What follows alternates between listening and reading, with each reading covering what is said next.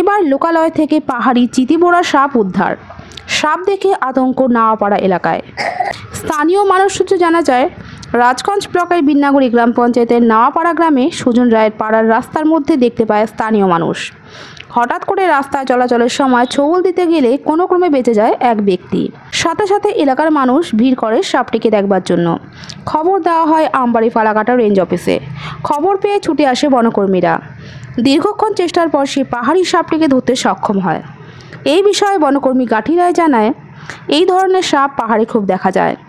সামান্য বিষের পরিমাণ থাকলেও মাংস তুলে নেয় এক কামড়ে। গুজরাট এটা যখন সে জীবজন্তুর খাবে, ইঁদুর, পাখি, পালক পাখি, এটা লেজ দিয়ে পলটা ধরে তারপরে এরা গিলে। বাংলায় কি নাম আছে? বাংলায় এটা হচ্ছে চিতিবোরা। এটা পাহাড় সাইডে নামবে তত এই সাপ চলে আসে। লোকালে পুরা হয়ে গেছে, অনেক দেখা যায়, অনেক জলপাইগুড়ি ডিস্ট্রিক্টে অনেক, মোটামুটি 31টার উপরে ধরলাম।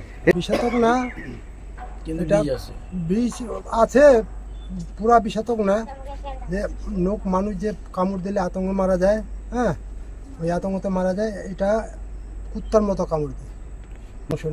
আচ্ছা, এটা এখন কি করবেন আপনারা? ঠিক হাই ফরেস্টে ছাড়বো, নিরাপত্তা, মানে গভীর জঙ্গলে ছেড়ে দিবেন। অন্যদিকে এলাকার মানুষ সুজনরা জানায়, সম্ভবত পাশে তিস্তা ক্যানেল থাকার কারণেই ক্যানেল দিয়ে এই সাপ গ্রামে চলে এসেছে।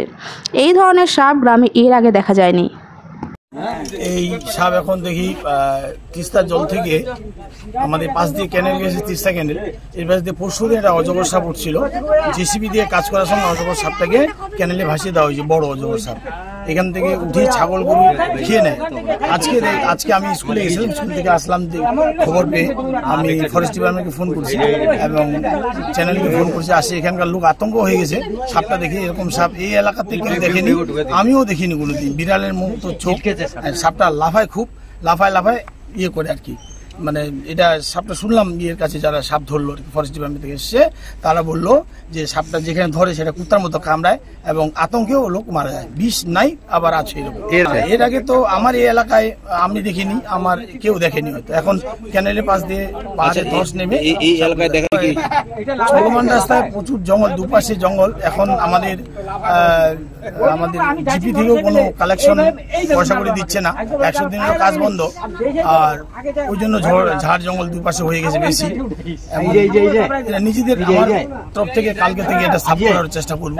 দেখছি এরকম পোকামাকড় যাতে রাস্তার ভিতরে অন্ধকারে হঠাৎ করে পাবলিককে ক্ষতি করতে পারে, চেষ্টা করবো আমি এটা সাফ করার জন্য। মুখটা চিকন, এই সাপটা জানে কমলের বাড়িতে দুধ হয়।